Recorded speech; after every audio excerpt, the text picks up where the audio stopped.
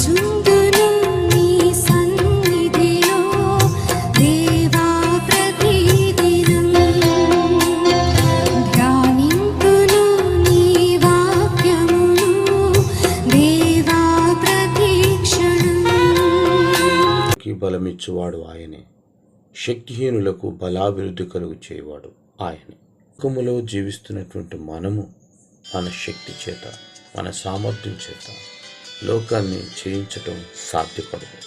కనుక బలమిచ్చువాడు ఆయనే అంటే ఆయన బలవంతుడు మాత్రమే కాదు, తన ప్రజలకు బలాన్నిచ్చి నడిపించుకునేవాడిగా ఉంటాడు.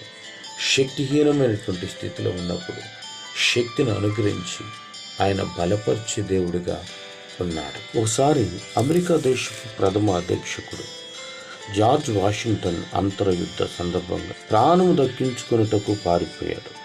శత్రులు ఆయన వెంటబడ్డారు.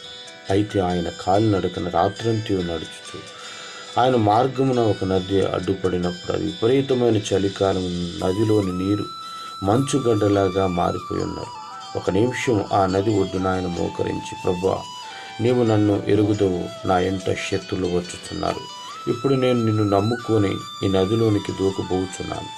నేను ఈ దేశమును రక్షించ నిమిత్తం నన్ను ప్రాణంతో ఉంచమని మొరపెట్టినప్పుడు ఎంత మాత్రం ఆలోచన చేయుటకు వీలు లేదు కనుక నీటిలోనికి దూకి సంపూర్ణ బలముతో ఆసక్తితో ప్రార్థన చేయొచ్చు ఈత వేసింది. దేవుని శక్తి ఆయనను నింపింది కనుక మంచుగడ్డలో ఏ హానియు చేయలేదు. అవతల ఒడ్డుకు చేరిన తర్వాత ప్రభువు స్తుతించాను. తర్వాత శత్రులు ఆ నది వద్దకు వచ్చారు, కానీ ఏమాత్రము ధైర్యం చాలక వెళ్ళిపోయారు. మనం ఆయన యందు విశ్వాసం విధేయత కలిగి నడుచుకున్నప్పుడు, ఆయన మీద మనం ఆశను నిలిపినప్పుడు, జార్జ్ వాషింగ్టన్ జీవితంలో ఏ విధంగా అయితే అద్భుత కార్యాన్ని జరిగించాడు, మన జీవితంలో కూడా ఆయన బలాన్ని శక్తిని అనుగ్రహించే సమర్థుడు. అటు కృప దేవుడు మనకు మెండుగా దాయిచ్చిన గాక.